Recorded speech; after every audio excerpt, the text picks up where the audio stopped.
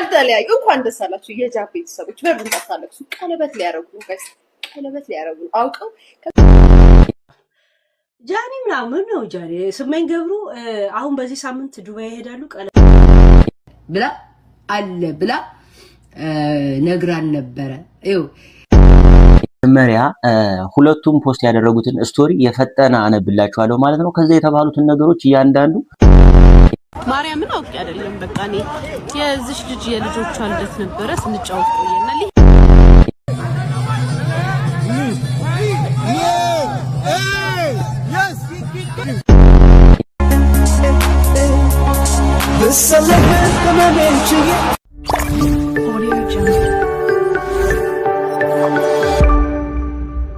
ሰላም እንዴት ናችሁልኝ? የተወደዳችሁ የቻናሌ ተከታታዮች በጣም ብዙ ሰዎችን ያስደነገጠው የአዶናይና ጃኒ ፖስት ተለያይተናል ብለው ለህዝብ ይፋ ካደረጉ በኋላ መነጋገሪያ ሆኗል ማለት ነው። ከዛ በተቃራኒው ደግሞ ኧረ የለም ኧረ ውሸት ነው አልተለያዩም በፍጹም የሚሉ መረጃዎችም እየቀረቡ ይገኛሉ። ሁሉንም አሳያችኋለሁ ማለት ነው። የምወዳችሁ ቤተሰቦች እኔም የታዘብኩትን ነገር እንዲሁ እናገራለሁ። ከዛ በሌሎች ጉዳዮች ደግሞ እንዲሁ ሊያ የናፍቆት ትዕግስቱ ጓደኛ በቶሚ ላይ የሰራችው ቪዲዮ አስመልክቶ ብዙ ትችቶች እየቀረቡበት ነበር። ስለ ጉዳዩ አጠር ያለ ምላሽ ሰጥታለች፣ እሱን ማሳያችኋለሁ።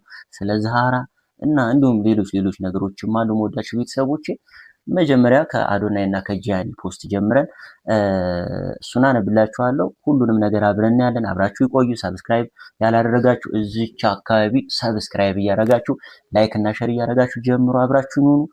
ወደ ቪዲዮቹ እንሂድ።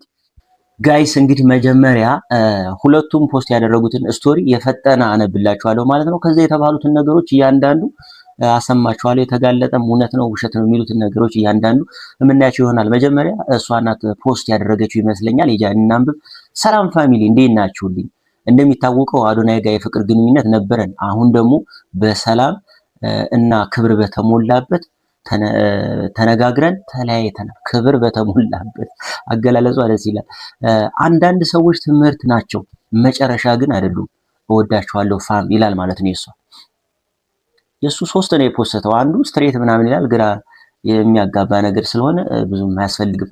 የሱን ደግሞ ስናይ አዶናይ 444 ነው የሚለው። እንደምታዩት አካውንቱ ከጃኒ ጋር ያለን የፍቅር ግንኙነት አብቅቷል። ይገባኛል በምክንያት እዚህ ደረጃ እንደደረስ ማወቅ እንደምትፈልጉ። ምንም ያህል በወዳችሁም ግን አንዳንድ ነገሮች ለራሴ ማስቀረትን መርጫለሁ። ህይወት ነውና ያጋጥማል። አከብራችኋለሁ ይላል ማለት ነው። ሌላኛው ላንብብላችሁ ደግሞ ሁለታችንም የራሳችንን መንገድ መርጠናል። ስለዚህ ያለንበት ሁኔታ